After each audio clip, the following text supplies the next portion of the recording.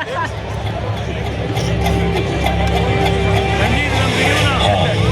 बिहार हूँ मैं। वीरों की शांति का प्रतीक और रणनीति का हुंकार हूँ मैं। चंद्रगुप्त का साहस और अशोक की तलवार हूँ मैं। चाणक्य की कूटनीति और आर्यभट्ट का आविष्कार हूँ मैं। राजनीति की बुनियाद हूँ और राजेंद्र का अंदाज हूँ मैं। आर्यवर्त का सबसे बड़ा मगध साम्राज्य हूँ मैं। मन में उज्जवल भविष्य और कण कण में बसे हैं सुनहरे सपने। गांधी की पहली उम्मीद और आंदोलन का आगाज हूँ मैं। सीता की जन्मभूमि और वाल्मीकि का रामायण हूँ मैं। महावीर की तपस्या और बौद्ध धर्म का संस्कार हूँ मैं। हाँ, बिहार हूँ मैं। पाणिनि का व्याकरण और गुरु गोविंद का जन्मस्थान हूँ मैं। अखंड भारत का स्वाभिमान हूँ मैं। हाँ, बिहार हूँ मैं। नालंदा का इतिहास हूँ और गंगा का श्रृंगार हूँ मैं। दशरथ मांझी की प्रेम कथा और कालिदास का विचार हूँ मैं। हाँ, बिहार हूँ मैं।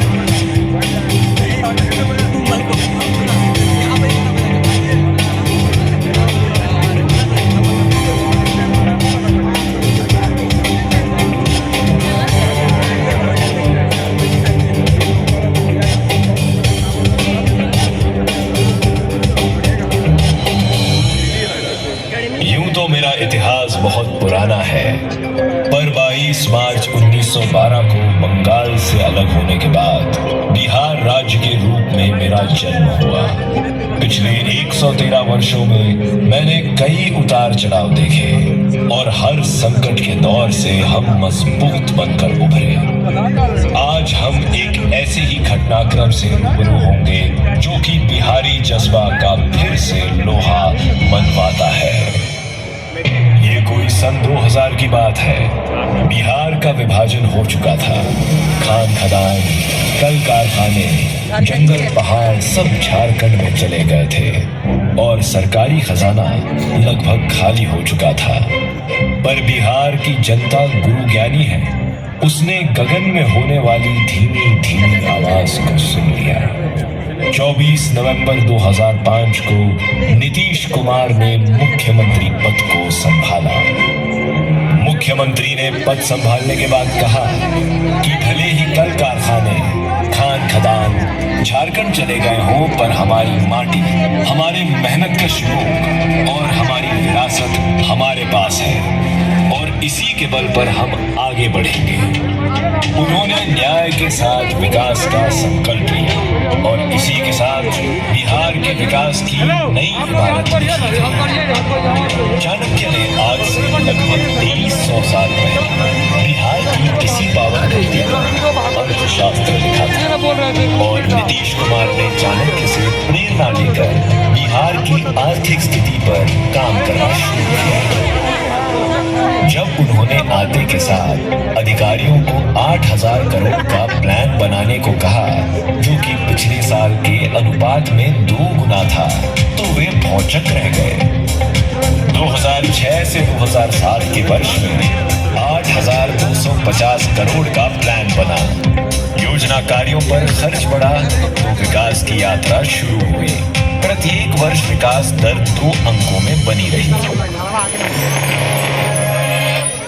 कानून का राज स्थापित करने के लिए पहले आर्मी से रिटायर्ड जवानों को स्पेशल ऑक्सिलरी पुलिस SAP के रूप में शामिल किया और बड़े पैमाने पर पुलिस कर्मियों की बहाली की गई। स्पीडी ट्रायल सिस्टम लाकर त्वरित न्याय की प्रक्रिया की शुरुआत की गई। लोग भयमुक्त होकर घर से निकलने लगे और बाजार ने गति पकड़ी। बिहार पहला ऐसा राज्य बना जिसने लोक सेवाओं का अधिकार कानून पूरी तरह से लागू किया और प्रशासन में पारदर्शिता को बढ़ावा देने के लिए मुख्यमंत्री ने प्रत्येक मंत्री और अधिकारियों से संपत्ति की घोषणा करने को कहा। शासन का हित प्रजा के हित में ही है और इसी कड़ी में प्रशासनिक सुधारों को बढ़ाते हुए जनता दरबार कार्यक्रमों की शुरुआत की गई ताकि जनता से सीधा संवाद हो सके। आगे चलकर ये बिहार लोक शिकायत निवारण अधिकार अधिनियम एक कानून के रूप में परिणत हुआ एवं बिहार प्रशासनिक पारदर्शिता में अग्रणी राज्य बना। मुख्यमंत्री ने अपने आप को केवल अपने दफ्तर और शहरों तक सीमित नहीं रखा, बल्कि विकास और बदलावों का जायजा लेने हेतु कई औचक निरीक्षण और यात्राएं भी की। अपने कार्यकाल की शुरुआत में उन्होंने वैज्ञानिक सोच पर जोर दिया। जब 2009 में पूर्ण सूर्य ग्रहण हुआ तो आर्यभट्ट की जन्मस्थली तरेगना में वैज्ञानिकों के संग एक आयोजन किया और ग्रहण के दौरान चाय बिस्कुट का सेवन कर अंधविश्वास को चुनौती दी। नीतीश कुमार का यह मानना था कि जब आप एक आदमी को शिक्षित करते हैं तो बस एक आदमी शिक्षित होता है, पर अगर आप एक महिला को शिक्षित करते हैं तो एक पीढ़ी शिक्षित होती है। इसी सोच के साथ शिक्षा जगत में सरकार का काम बढ़ा। 12.5% बच्चे विद्यालय से बाहर थे, जो अब घटकर 1% से भी कम रह गए। नामांकन में बालिकाओं की संख्या लड़कों की तुलना में काफी कम थी। बड़ी संख्या में बच्चे प्राथमिक शिक्षा प्राप्त कर स्कूल छोड़ देते थे। राज्य सरकार द्वारा बच्चों की शिक्षा को सुनिश्चित करने के लिए प्रत्येक टोला के 1 किलोमीटर की परिधि में प्राथमिक विद्यालय खोले गए एवं बड़ी संख्या में प्राथमिक विद्यालयों को मध्य विद्यालय में अपग्रेड किया, ताकि 3 किलोमीटर की दूरी पर एक मध्य विद्यालय की सुविधा उपलब्ध हो सके। राज्य सरकार ने बालिका शिक्षा को बढ़ावा देने हेतु मध्य विद्यालय में पढ़ने वाली लड़कियों के लिए वर्ष 2006 और 7 में बालिका पोशाक योजना प्रारंभ की। इस योजना की सफलता के उपरांत प्राथमिक विद्यालय के बच्चों के लिए पोशाक योजना प्रारंभ की गई।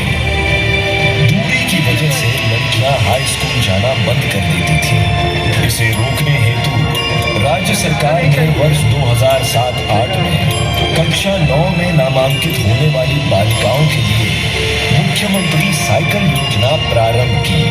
वो एक दिन की घटना अद्भुत थी जब पटना जिला में अनुसूचित जातियों की 100 छात्राओं को मुख्यमंत्री के समक्ष साइकिल दिया गया और वह लड़कियां जब स्कूल ड्रेस में एक साथ साइकिल चलाती हुई बढ़ी तो ऐसा लगा मानो सामाजिक क्रांति उड़ान भर रही हो। इससे पूरा ग्रामीण परिदृश्य बदल गया।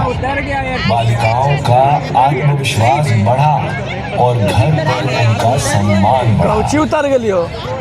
नीतीश सरकार ने 2019 में शिक्षा विभाग, स्वास्थ्य विभाग एवं समाज कल्याण विभाग के विभिन्न योजनाओं को समेकित कर मुख्यमंत्री कन्या उत्थान योजना प्रारंभ की, जिसके तहत बालिकाओं को जन्म से लेकर ग्रेजुएशन तक आर्थिक सहायता का प्रावधान किया गया ताकि उनका समग्र विकास हो सके। सरकार की ये सोच थी कि जब तक हर बच्चे को 12वीं तक की शिक्षा नहीं दी जाएगी तब तक बिहार में शिक्षा का प्रसार नहीं होगा। और यह भी आइडिया आया कि सभी पंचायतों में उच्च विद्यालय खोलकर शिक्षा उपलब्ध कराई जाए तो लड़कियां शिक्षित होंगी, उनका विवाह सही उम्र में होगा और राज्य का प्रजनन दर घटेगा।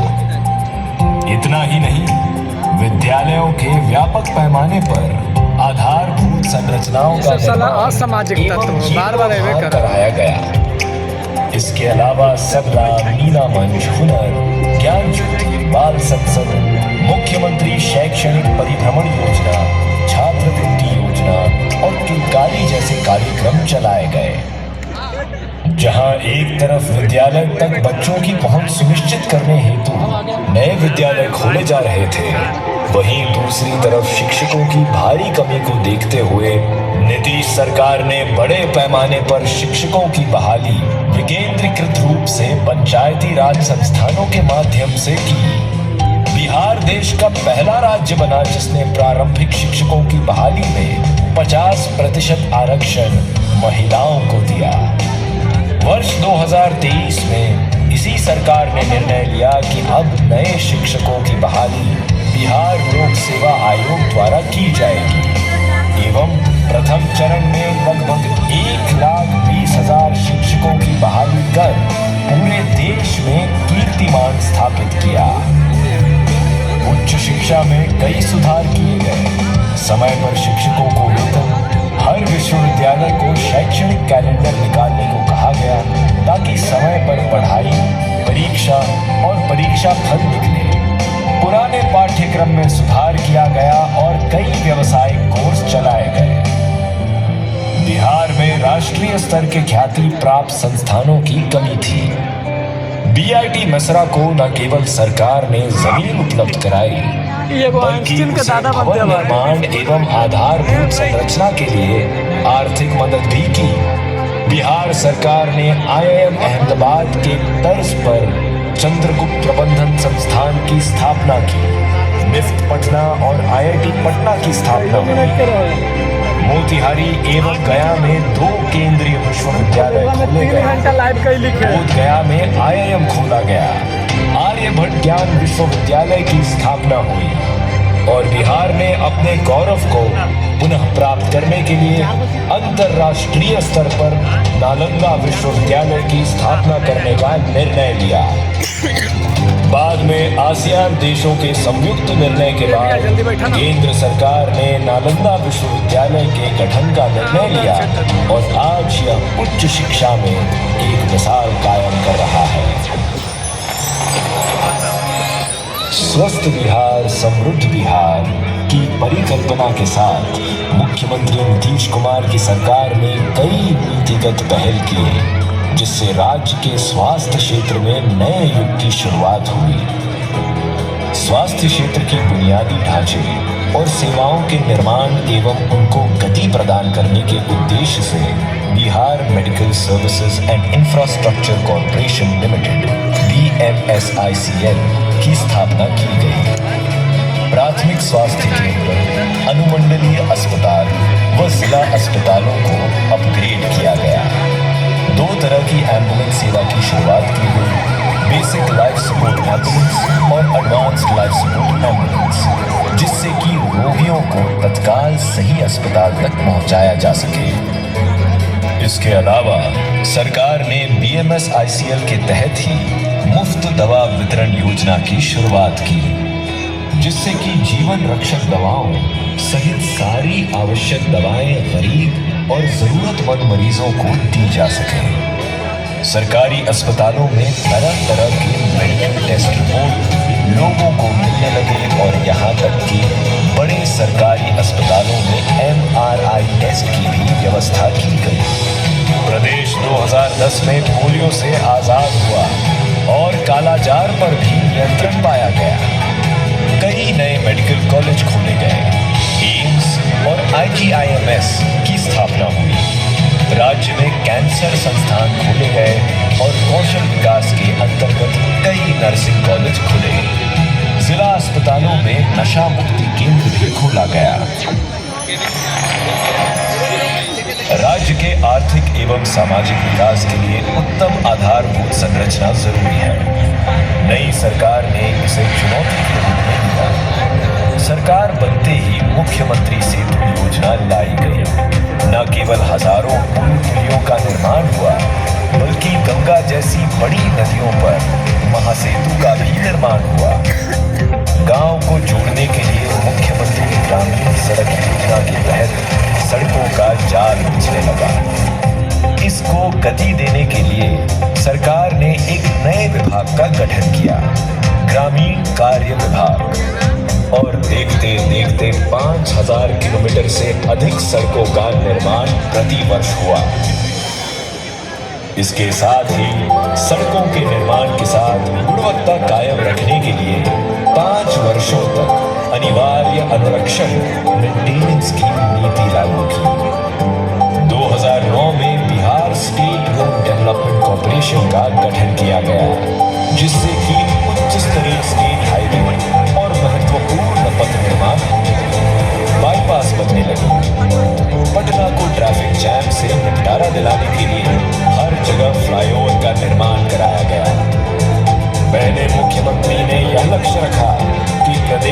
किसी भाग से 6 घंटे में पटना पहुंचा जा सके। इस लक्ष्य को पूरा होते ही इसे 5 घंटा निर्धारित किया गया और आज इसे पूरा किया जा रहा है।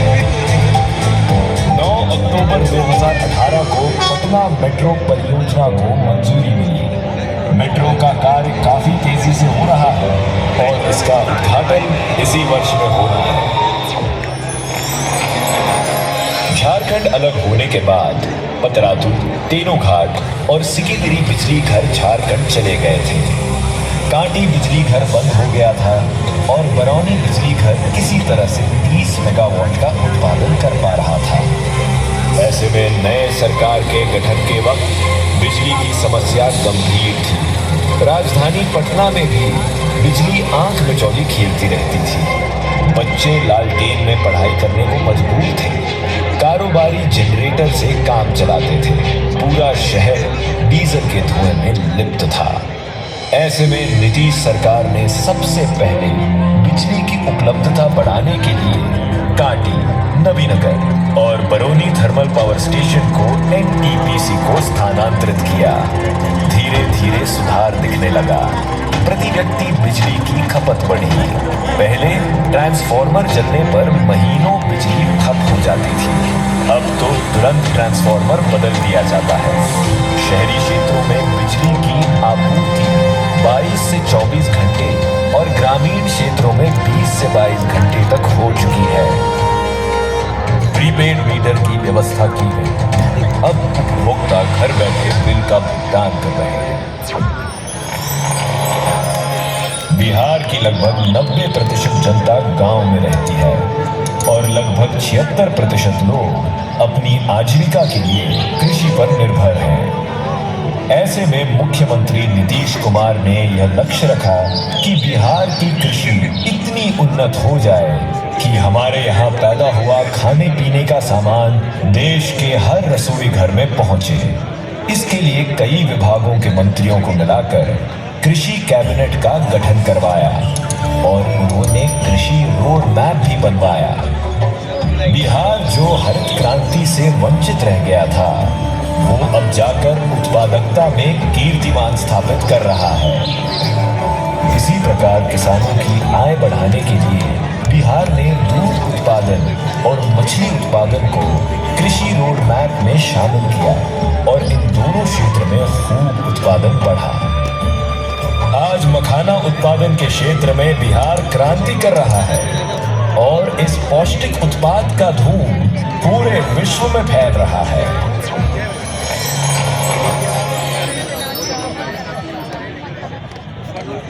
नीतीश सरकार ने वर्ष 2016 में 7 निश्चय को अपनाया, जिससे कि विकास का लाभ हर परिवार और व्यक्ति को मिले। आर्थिक हल युवाओं को बल के तहत रोजगार तलाशने में आर्थिक मदद, शिक्षा ऋण की गारंटी और उद्यमिता और स्टार्टअप के लिए वेंचर कैपिटल फंड का गठन किया गया। आरक्षित रोजगार महिलाओं का अधिकार के तहत